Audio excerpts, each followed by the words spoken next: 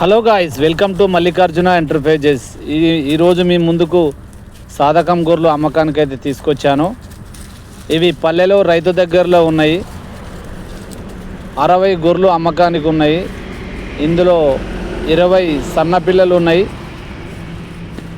జత 26,000గా చెప్తున్నారు.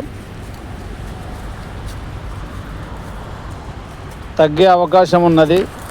కావాల్సిన వారు ఈ క్రింది నంబర్కు కాల్ చేయగలరు.